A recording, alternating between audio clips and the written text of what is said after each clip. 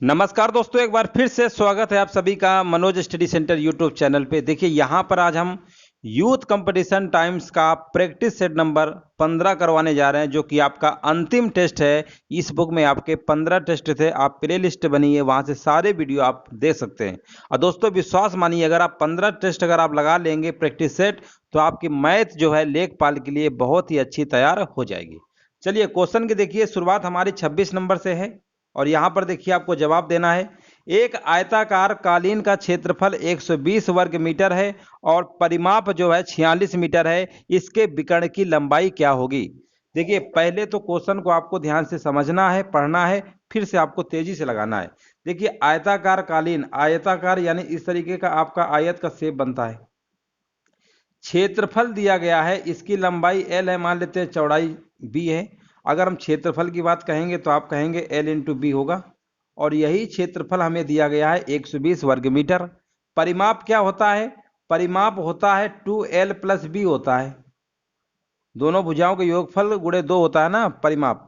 तो यहाँ पर 2l प्लस बी और ये बराबर दिया गया है 46 के, इससे आप काट सकते हैं। तो ये आपका आ जाएगा l plus B, L plus B बराबर आपका आ जाएगा 23। ठीक है ना, l प्लस बी आपको। अब विकर्ण की लंबाई पूछा है, इसके विकर्ण की लंबाई आप जानते ही होंगे, विकर्ण की लंबाई क्या होगी? इसके जो विकर्ण की लंबाई आपकी होगी √l² अब प्लस का b स्क्वायर होगा, है ना, ये आपका होगा। तो सबसे पहले देखिए ध्यान देना है आपको कि यहाँ पर हमें l और b दिया गया है, ये हमको पता है, साथ में हमको ये भी पता चल गया है। अब हमको √l² b² कैसे निकलेगा? तो सबसे पहले हम इसको स्क्वायर कर देते हैं, दोनों तरफ स्क्वायर करेंगे l प्लस बी बराबर 23 को। तो यहाँ पर आपका आ जाएगा l² प्लस का b² प्लस का 2lb प्लस का 2lb, a प्लस बी का होल स्क्वायर का फार्मूला लगा देंगे। और 23 का स्क्वायर सभी को पता है 529 होता है। अब हम आपसे कहेंगे l² प्लस का b² अब प्लस का 2, एल और बी हमको पता है 120 है, यहाँ पर 120 रखेंगे बराबर 529 लिखेंगे। और ये होता है कितना? 120 का दुगना होता है 240, यानी l² प्लस का b² बराबर आपका 240, इसमें माइनस कर देंगे तो कितना आएगा? 240 इसमें माइनस कर लेंगे ना, तो आपका आंसर आ जाएगा 240, इसी में माइनस कर लीजिए। तो यहाँ पर आएगा 9, 12 में 4 गया 8 और 4 में 2 गया 2, यानी दोस्तों यहाँ पर यह आपका आ गया। अब अगर हम आपसे कहें रूट ले लीजिए, दोनों तरफ रूट ले लेंगे ना, रूट ले लेंगे ना, तो यही वैल्यू आपकी हो जाएगी 17। कितनी हो जाएगी? 17। तो विकर्ण हमारा होता क्या है? √l² b² होता है, जो कि विकल्प नंबर यहाँ पर डी नंबर क्या होगा आपका? राइट आंसर आपका हो जाएगा। कैलकुलेशन थी और कुछ नहीं थी। उम्मीद है समझ गए होंगे। अब हम आगे बढ़ते हैं, अगला प्रश्न देखते हैं। देखिए 27 नंबर, 27 नंबर देखिए पूछा गया है, यदि समीकरण 20x प्लस 5y प्लस 11 बराबर 0 और 50x माइनस के वाई माइनस 9 बराबर 0 का कोई समाधान नहीं है, तो k का मान क्या होगा? देखिए कोई समाधान का मतलब है मतलब कोई हल नहीं है। और कोई हल नहीं है, इसके लिए हमने कंडीशन आपको बताया है, a1/a2 बराबर b1/b2 नॉट इक्वल c1/c2। ये होता है जब कोई हल नहीं होता है ना, ये कंडीशन आपको याद होनी चाहिए, कोई हल नहीं का। और यहाँ पर k का मान तो सिर्फ आपको इसी से निकलेगा, a और b से। ये तो बराबर नहीं है तो ये तो सॉल्व भी नहीं होगा। तो हमें सिर्फ फोकस करना है a1/a2 बराबर b1/b2 को। तो यहाँ पर देखिए a1 की वैल्यू यहाँ पर कितनी है? a1 की वैल्यू यहाँ पर कितनी दी गई है? 50। तो लिखेंगे 50 पहले वाले समीकरण में। यहाँ पर a2 की वैल्यू क्या है? यहाँ सॉरी यहाँ पर 20 है, यहाँ पर 20 थी। चलिए एक सेकेंड, यहाँ पर देखिए a1 की जो वैल्यू आपकी दी गई है ना, यहाँ पर कितनी है? यहाँ पर 20 है, 20 बटे a2 की वैल्यू ये वाली होगी 50 बराबर b1 की वैल्यू यहाँ पर 5 होगी। अब b2 की वैल्यू माइनस के होगी, माइनस का के, बस आपको सॉल्व कर लेना, आंसर आपका आ जाएगा। 0 0 आप काट ही सकते हैं, है ना, 0 0 काट लेंगे। माइनस का 2k, माइनस का 2k क्रॉस मल्टीप्लाई कर लेंगे, माइनस का 2k बराबर 25। तो k बराबर कितना आएगा? माइनस का 12.5, 25 का आता कितना होता है? 12.5। तो विकल्प नंबर क्या होगा यहाँ पर? बी नंबर आपका राइट आंसर आपका हो जाएगा। आसान सवाल था। अगला सवाल देखते हैं। देखिए बेहतरीन सवाल है, क्वेश्चन नंबर 28। यदि अल्फा और बीटा द्विघाती समीकरण ये आपका दिया गया है, मूल है, और हमसे मान इसका पूछ रहा है, 2 अल्फा बीटा बटे अल्फा प्लस बीटा का। देखिए कैसे निकालेंगे, अल्फा बीटा इसके मूल हैं, कोई दिक्कत नहीं है। तो पहले हम निकालते हैं मूलों का योगफल। मूलों का योगफल होता है अल्फा प्लस बीटा।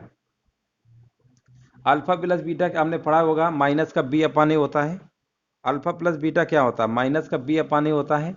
तो माइनस का देखिए ये वैल्यू आपकी रखेंगे ना, ये वाली, तो ये आपका माइनस होता है, तो माइनस यहाँ भी लगा हुआ है पहले, तो ये प्लस में आपका हो जाएगा। यानी कहने का मतलब ये आपका आएगा 4√5 माइनस का बी अपान ए, और ए की वैल्यू यहाँ कितनी होगी, 5 प्लस √2। ये आपकी हो गई अल्फा प्लस बीटा। हम आपसे कहेंगे अल्फा इंटू बीटा कितना होगा, तो आप कहेंगे सी अपान ए होता है। सी की वैल्यू ये है और ए की वैल्यू यही रहेगी, तो ये आपका आएगा 8 प्लस 2√5, और बटे में आपका रहेगा 5 प्लस √2।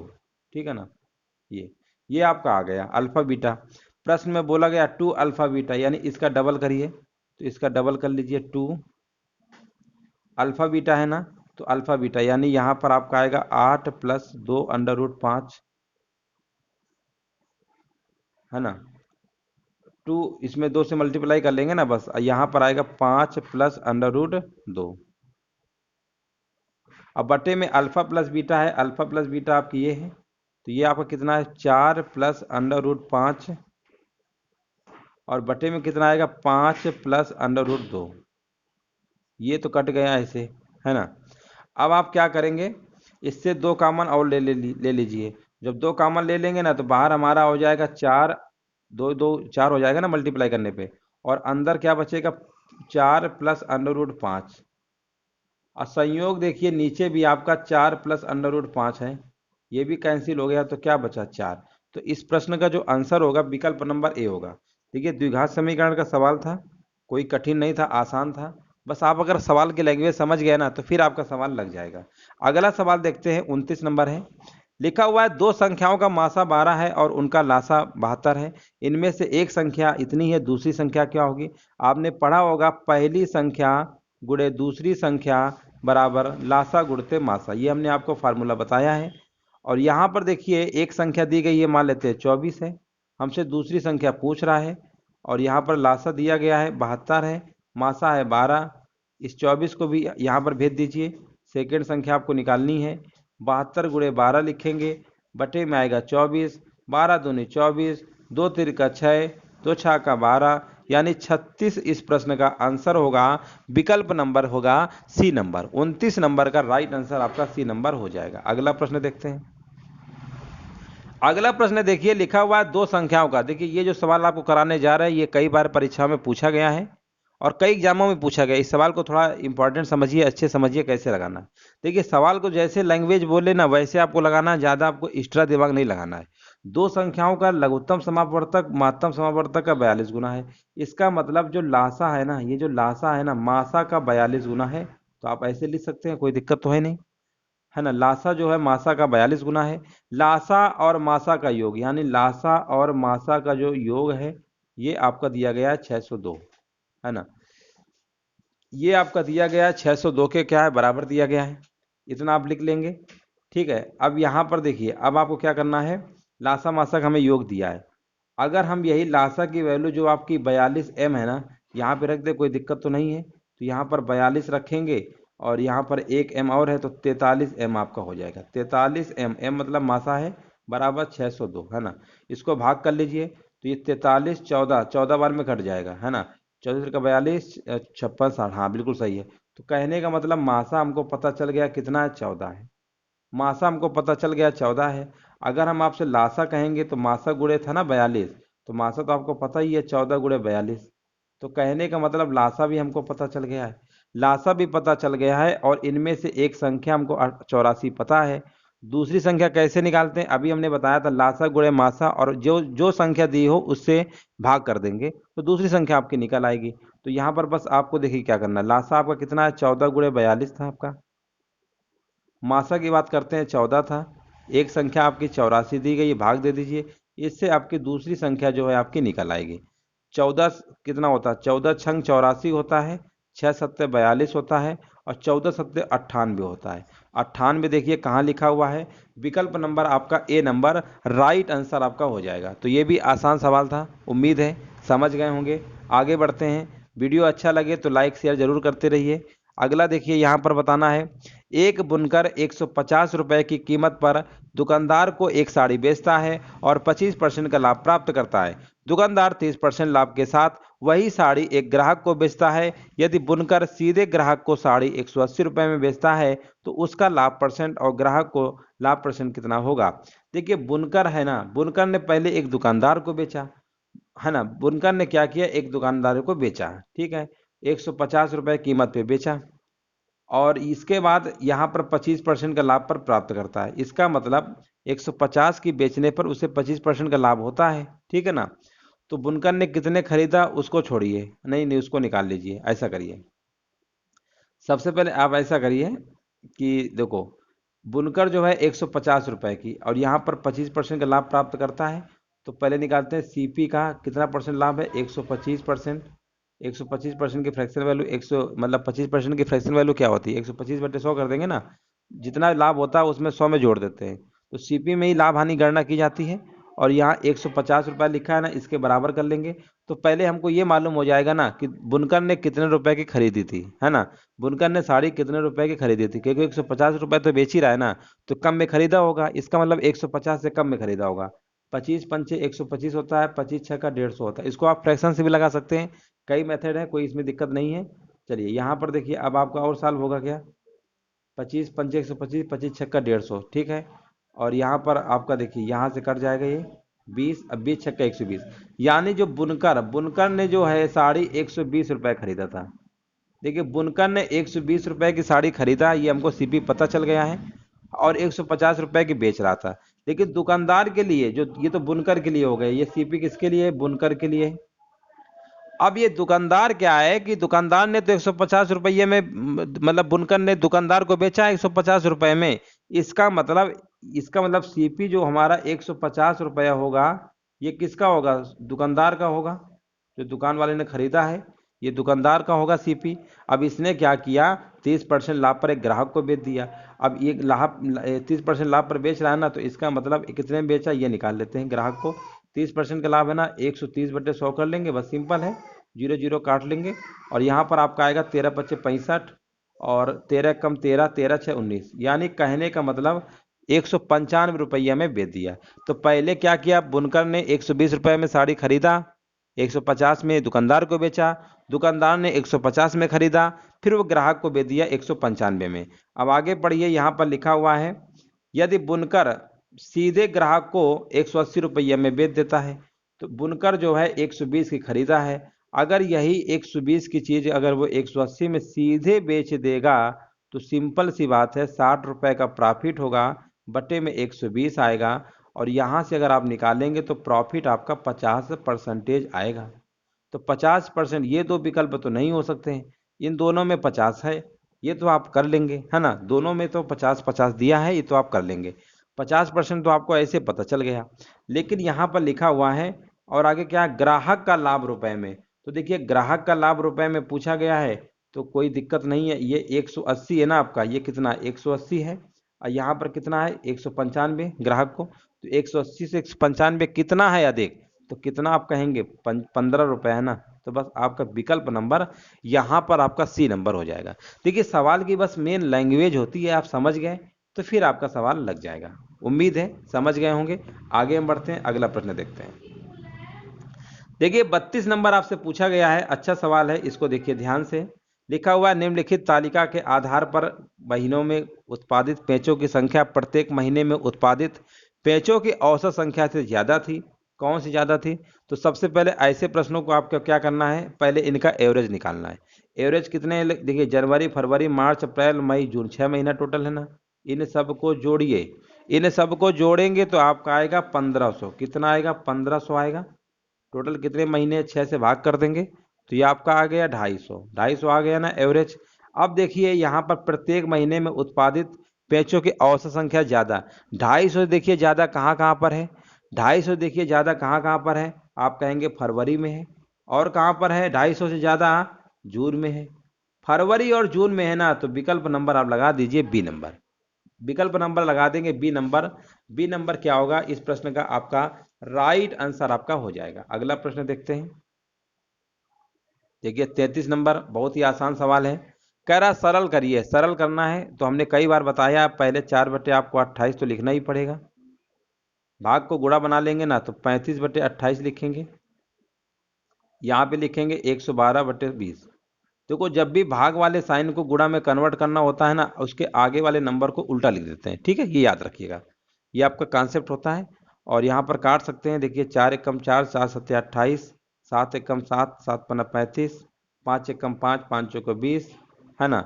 और ये सब कट ही रहा है, 4 दूनी 8 और 4 अट्ठे 32, ये तो सब कट ही गया, कुछ बचा क्या, एक बचा है। एक आंसर आ रहा है क्या? हाँ बिल्कुल, बिल्कुल सही है, एक आंसर आएगा, बस कैलकुलेशन थी और कुछ नहीं। अगला देखते हैं। देखिए ये माध्यिका जो वाला सवाल है ना, ये वाला, ये 34 नंबर है, जो हमने प्रैक्टिस सेट नंबर 14 करवाया था। जो हमने प्रैक्टिस सेट नंबर 14 करवाया था, प्रैक्टिस सेट नंबर कौन सा, 14 जो हमने करवाया था, उसमें से क्वेश्चन नंबर आपका था 40 नंबर। क्वेश्चन नंबर कौन सा था, 40। 40 नंबर पे यही सेम क्वेश्चन था, और इसका आंसर आपका कितना आया था, 14 आया था। पहले संचयी बारंबारता निकालेंगे और फिर आपको कर लेना है। ये कल के प्रैक्टिस सेट पे हमने करवाया था 14 वाले में, तो 40 नंबर में है ये सवाल, सेम सवाल है, तो कोई बताने का मतलब है नहीं। प्ले लिस्ट बनी हुई है, सारे वीडियो आपके पड़े हुए, आप बैक जाइए वहां पर 40 नंबर सर्च करिए, आपका प्रश्न यही सेम आ जाएगा। तो कोई मतलब है नहीं, टाइम यहाँ पर बर्बाद नहीं करना है। चलिए आगे बढ़ते हैं और इसका जवाब दीजिए क्या होगा। 35 नंबर देखिए लिखा हुआ है, यदि किसी कस्बे की जनसंख्या वर्ष 2005 में 1 लाख थी, ठीक है, 1 लाख थी, और जो कि लगातार 3 वर्षों में ये वृद्धि इतनी इतनी बढ़ रही है, तो पहले कितनी जनसंख्या थी प्रारंभ में। देखिए ऐसे प्रश्नों को देखिए आपको कुछ नहीं मतलब करना है, बहुत ही आसान तरीका है। जो जनसंख्या आपकी दी गई है ना 1 लाख, इसको आप ऐसे लिख लीजिए। 1 लाख में कितने जीरो बढ़ते हैं, 5, 5 जीरो है ना, ठीक है।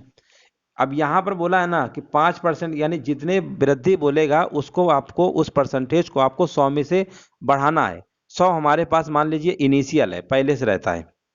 20% की वृद्धि हो गई 120%, 10% कमी हो गई 90%, ये चीज़ें आपको पता होना चाहिए।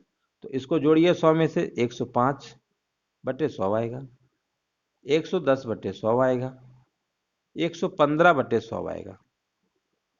इतना सब आप कर लेंगे, है ना। 5 दूनी 10, ये तो आप ऐसा करिए, ये तो आप ऐसा करते, देखो 5 दूनी 10, ये आप ऐसा करते, इसको मत काटिए, ऐसा करिए, कटने कट ही जाएगा।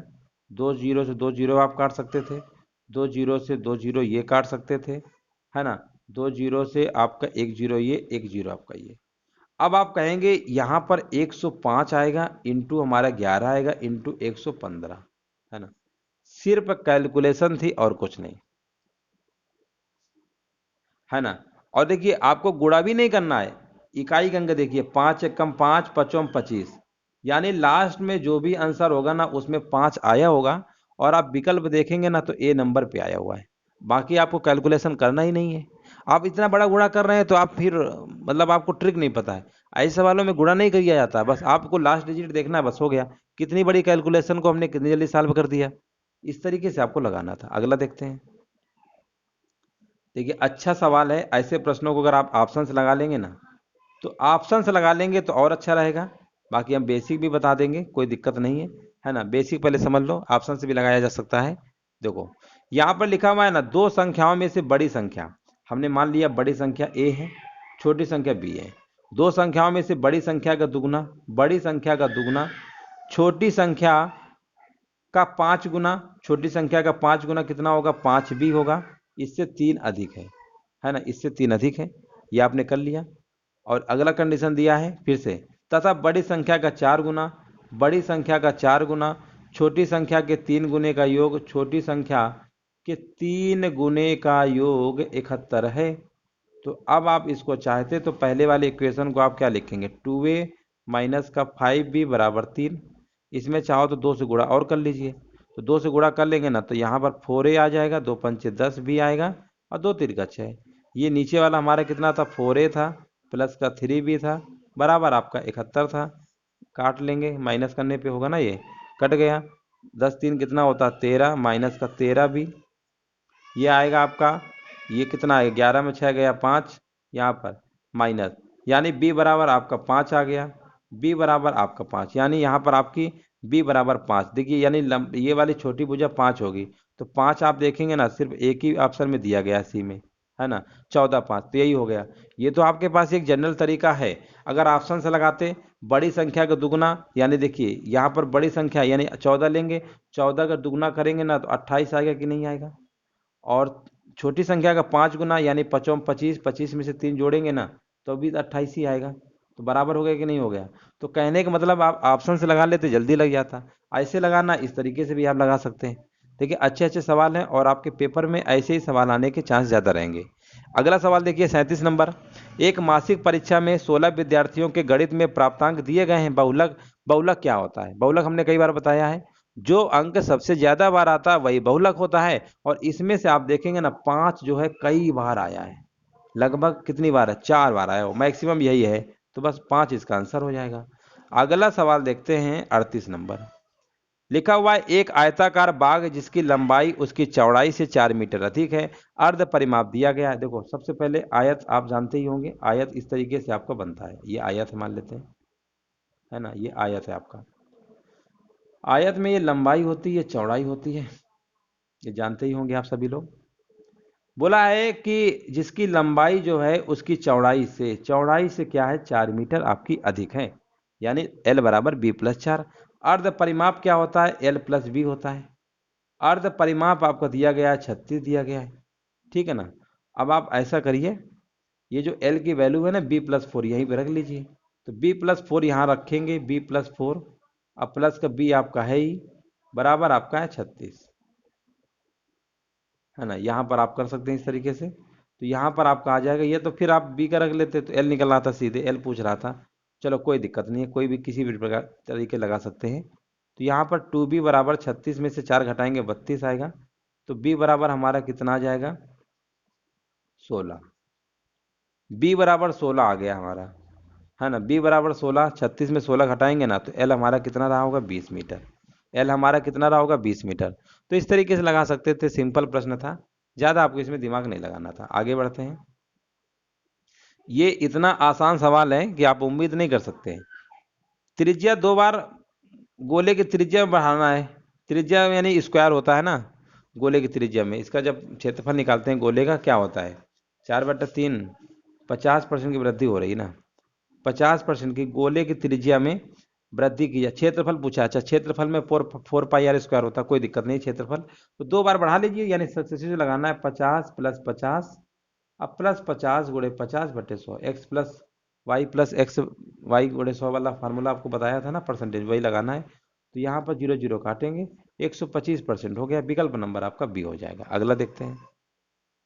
लिखा हुआ है किसी बंटन का बहुलक ज्ञात किया जाता है। इतना आसान प्रश्न है, आया चित्र द्वारा। ये भी कल का प्रश्न है, कल के वीडियो पे कराया था, रिपीटेड प्रश्न है आपका। अगला देखते हैं।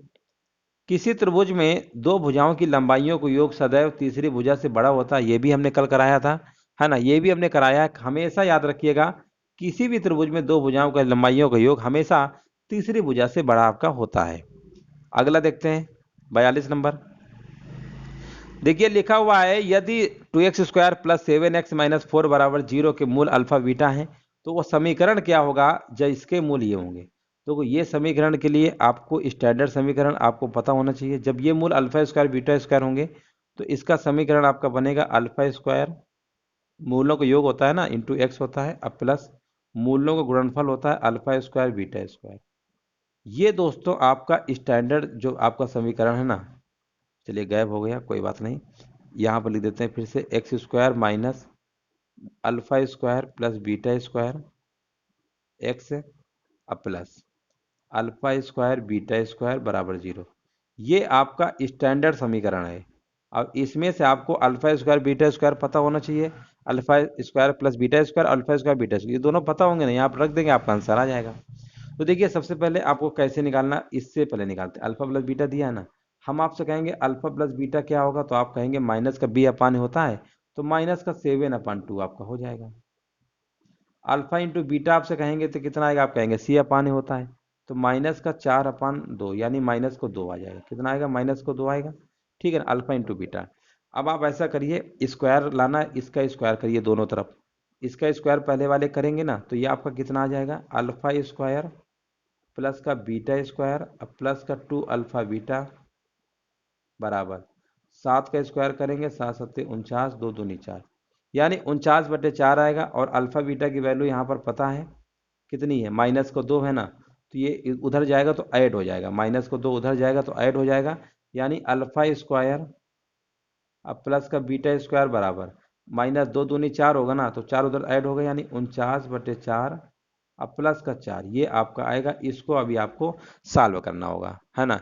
इसको क्या करना होगा, आपको सॉल्व करना होगा। तो यहाँ पर देखिए अल्फा स्क्वायर और बीटा स्क्वायर देखिए कितना आपका आएगा, 49/4 था ना, तो 2 दूनी 4, ठीक है, कोई दिक्कत नहीं। इसको आप सॉल्व कर लेंगे तो 49 और यहाँ पर कितना है 49, ठीक तो है।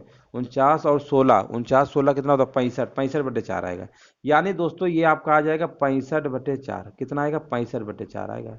तो बस यहाँ पे रख लीजिए x square minus 65/4 x plus alpha square beta square. यहाँ पर देखिए, यहाँ पर अल्फा बीटा हमको पता था माइनस का 2 था, लेकिन जब स्क्वायर करेंगे ना तो ये 4 हो जाएगा बराबर आपका 0।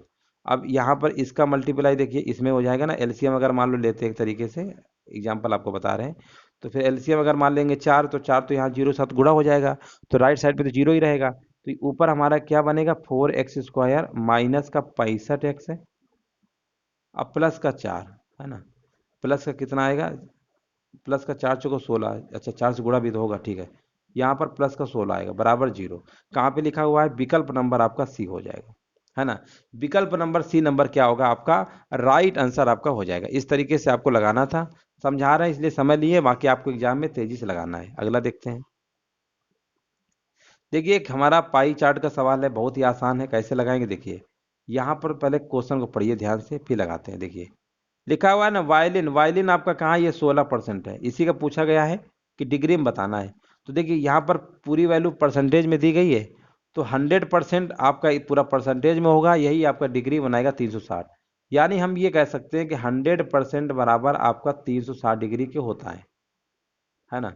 और यहाँ से आपसे पूछा गया 16 डिग्री कितना होगा, 16% कितना होगा, तो 360/100 गुणे 16 कर लीजिए, आपका आंसर आ जाएगा। 0 0 काटिए और यहाँ पर आप काटेंगे ना, कितना आएगा 2 पंचे 10, 2 अट्ठे 16, 5 सत्ते 35, 5 दूनी 10, 8 दूनी 16, 8 सत्ते 56, 56 1 57, 57.6 डिग्री आएगा। विकल्प नंबर आपका क्या होगा, सी नंबर। तो देखिए जब भी आपके पाई चार्ट के सवाल हो, बस ये आपको रिलेशन पता होना चाहिए। 100% 360 डिग्री बराबर होता है, जितना दिया हो ये तो पहले आपको पता ही होगा, ये निकालना है, इसका भाग देंगे 16 से गुणा कर देंगे, आपका आंसर आ जाएगा। देखिए 44 नंबर आसान सवाल है, लिखा हुआ है प्रेक्षणों का माध्य 9 है, अंतिम 3 का क्या होगा। तो पहले सबको पहले क्या करो, इनको पहले निकाल लो, है ना। तो कितने नंबर हैं, एक ये 1 2 3 4 5 है ना। टोटल कितने हमारे पास 5 हैं, ठीक है ना। 5 है, कोई दिक्कत नहीं, इनको आप पहले जोड़िए। तो एक्स एक्स कितना 2x 3x 4x 5x, 5x इधर जोड़ेंगे, 3 5 3 8 7 15 24 25, 25 आएगा। यानी ये हम कह सकते हैं 5x अब प्लस 25 अब बट्टे में कितना रहेगा 5 बराबर यही माध्य 9 दिया गया है। तो हम ये कह सकते हैं कि 5x प्लस 25 बराबर 45 आपका आ जाएगा ना, ये 45, 45 में से 25 घटाएंगे 20 आएगा, यानी x बराबर आपका 4 आ गया। x की वैल्यू कितनी आ गई 4, x की वैल्यू हमको पता चल गई ना 4 है, बस हो गया हमारा काम। लास्ट के 3 पूछा गया है, तो लास्ट के 3 ये, यानी 5 4 कितना होगा 9, और 4 इसमें भी जोड़ेंगे, 9 8 कितना होता है 17, 9 9 कितना होता है 18, है ना, यही तो होगा 9 9। अंतिम 3 प्रेक्षणों का माध्य पूछा गया है, अंतिम 3 तो आपके यही तो हैं, सही तो है। यहाँ पर 4 आया ना, 5 4 9, अच्छा 8 4 12 होगा, ठीक ठीक यहाँ 12 होगा, 1 मिनट गड़बड़ हो गया। 4 जोड़ रहा है ना, 8 में 4 जोड़ेंगे 12 आएगा, और 9 में 4 जोड़ेंगे 13 आएगा, है ना, 3 है, 3 से भाग कर देंगे तो 34/3 आएगा। 34/3 कहाँ लिखा हुआ है, विकल्प नंबर डी, ठीक है ना। तो पहले क्या करना है आपको, एक्स की वैल्यू निकालना है, और ये x+5 x+8 x+9 लिखा हुआ है ना, इनमें से 4 4 जोड़ेंगे ना तो आपका 9 12 13 ही तो आएगा। बस आपको 3 से भाग कर देना है, 3 का पूछा है, आंसर आपका निकल आएगा। आगे बढ़ते हैं। लिखा हुआ है किसी उत्पाद की बिक्री पर हुआ लाभ 25% है, क्रय मूल्य और विक्रय मूल्य के मानों को बदल दिया जाता है। मान लेते हैं पहले सीपी 100 था, एसपी में 125 में बेच रहे थे, 25 चौको 100, 25 पंच 125। अब इंटरचेंज कर लो, अब 5 हो गए या 4 हो गए, 5 की चीज़ 4 में बेचोगे, एक का हानि होगा। अब बटे कितना आएगा, 5 इंटू 100। बस सिंपल सवाल था। तो 20% की हानि होगी, विकल्प नंबर सी। अगला सवाल देखते हैं, 46 नंबर देखिए। लिखा हुआ है यदि ए का 5%, बी का 4%। देखिए आसान सवाल है, ए का कितना है 5%, बटे में 100 मत लिखिए, ऐसे रहने दीजिए, नहीं तो फिर आपका टाइम लगेगा। बी का 4% बराबर 2/3 है, ए का 6% है, अब प्लस बी का 8% है। आपको क्या करना है, पहले 3 का मल्टीप्लाई इधर कर लेंगे ना, 2 का इसमें कर देंगे, 3 का करेंगे, 3 बचे 15, 15 होगा ना।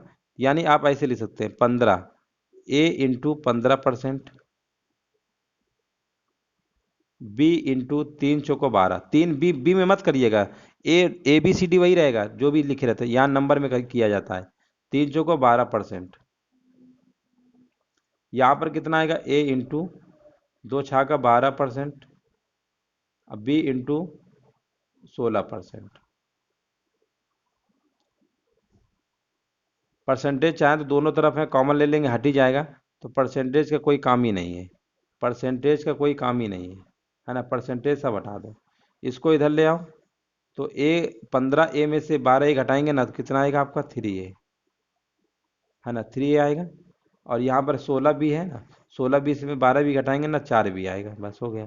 तो ए और बी का रेशियो बनाना है, तो ए बटे बी लिखेंगे, और यहाँ 4/3, 4:3 कहाँ है, विकल्प नंबर बी, है ना।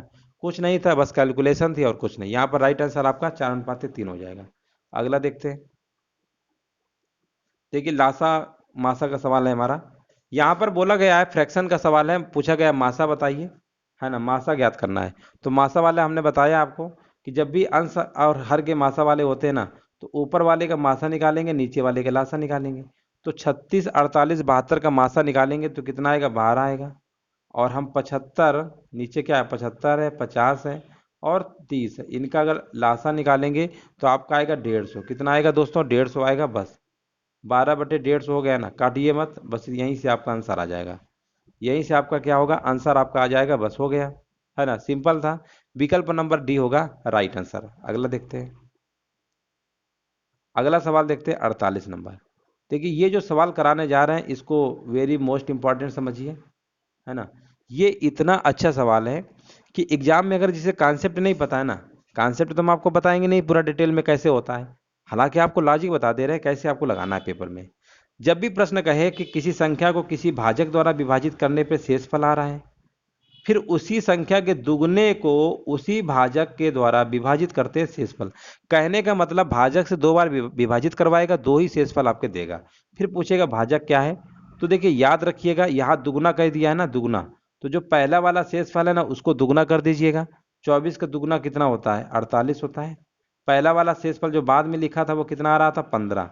इन्हीं दोनों का अंतर ले लीजिएगा, आपका आंसर आ जाएगा। ये आपकी लॉजिक ट्रिक होती है, याद रखिएगा। अगर यहाँ तिगुना कह दिया होता तो 24 का 3 गुना करते 72, है ना, याद रखिएगा। 24 का 3 गुना करेंगे 72। अगर ये दुगुना तिगुना कुछ ना कहता तो सीधे हम 24 में से 15 घटा लेते तो आंसर आपका आ जाता।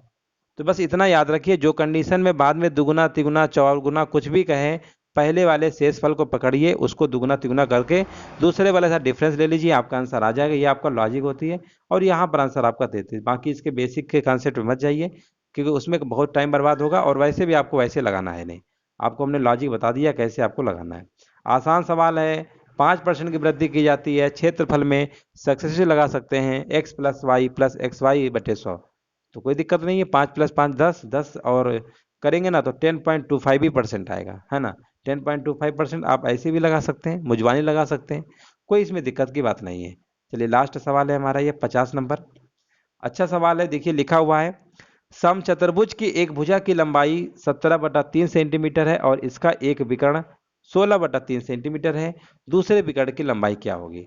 तो देखिए समचतुर्भुज पहले तो आप देख लीजिए इस तरीके से आपका बनता है। ये क्या है आपका समचतुर्भुज, भुजाएं तो इनकी सबकी बराबर होती हैं, विकर्ण लेकिन बराबर आपके नहीं होते, समद्विभाजक जरूर करते हैं। तो यहाँ पर एक लंबाई आपकी दी गई है, तो इसमें तो एक लंबाई क्या, सभी की लंबाई 17/3 ही होगी, है ना, 17/3 ही होगी। देखिए इसका अब विकर्ण ये D1 होता है, ये D2 है मान लेते हैं। देखिए इसका एक फार्मूला होता है, सीधे आप फार्मूले से लगाइए। फार्मूला आपका क्या होता है, देखिए यहाँ पे लिख दे रहे हैं, D1² प्लस D2² बराबर आपका 4A² होता है। ए क्या होती है, भुजा होती है। आप इसी से लगा लीजिए, एक विकर्ण दिया गया है, 16 का स्क्वायर करेंगे कितना आएगा, है ना, एक विकर्ण आपका दिया गया है ना, इसमें एक विकर्ण आपका दिया गया है, तो 16/3 है, हाँ ठीक है, 16/3 है। D1² प्लस D2² ये आपका होता है, ठीक है। तो उनमें से एक विकर्ण दिया गया है, तो हमने मान लिया 16/3 का स्क्वायर। दूसरा विकर्ण की लंबाई पूछा गया है 4 × A²। एक मतलब भुजा जो दी गई थी, 17 के स्क्वायर करेंगे 289 आएगा, 3 के स्क्वायर करेंगे 9 आएगा, 4 × 289 आएगा कि नहीं आएगा, इसका वर्ग करेंगे 256, कितना आएगा 256, 256 बटे कितना आएगा आपका 9 आएगा, ठीक है ना, 256 बटे कितना आएगा आपका 9। पहले यहाँ पर इसके देखिए, इसको गुणा कर लीजिए, है ना, इसको गुणा करेंगे ना, 4 9 36, और कितना आएगा कर लेते हैं, 4 9 36, 4 अट्ठे कितना होता है 32, 32 और 3 कितना होगा 35, 4 9 36, 4 अट्ठे 32, 3 35, 4 दूनी 8, 3 11, यानी 1156/9 आएगा। माइनस करेंगे ना, 16 के स्क्वायर क्या होता है 256, और 3 के स्क्वायर 9, दोनों के डिनोमिनेटर सेम है। 1156 में 256 माइनस करेंगे 900 आएगा, 900/9, 900/9 का मतलब कितना होता है 100, यानी 100 आएगा। यानी हम ये कह सकते हैं D2² बराबर आपका 100 आएगा। तो D2 बराबर कितना आ जाएगा 10, यानी विकर्ण की लंबाई कितनी आएगी 10 सेंटीमीटर। तो विकल्प नंबर आपका C नंबर राइट आंसर आपका हो जाएगा। तो इस तरीके से देखिए दोस्तों, आपकी Uttar Pradesh youth competition times लेखपाल प्रैक्टिस सेट 15 जो आपकी नई बुक आपकी आई थी, नवीनतम सिलेबस पर आधारित आपकी थी, इस तरीके से आपके 15 प्रैक्टिस सेट पूरे के पूरे आपके कंप्लीट करा देते हैं मात्र एक यूट्यूब चैनल जिसने आपके पूरे सेट कंप्लीट कराए। अब देखिए 15 सेट आप लगा लीजिए, आपको बहुत ही आपको फायदा मिलेगा। और किसी भी प्रश्न में डाउट हो तो जरूर पूछ लीजिएगा। अब वीडियो को देखिए, जितने भी आपके मित्र हों उनको लाइक शेयर करिए, सब्सक्राइब करवाइए, क्योंकि यहाँ पर देखिए मेहनत आपके लिए कर रहे हैं, तो आपका भी थोड़ा बहुत फर्ज बनता है। वीडियो देखने के लिए दोस्तों धन्यवाद।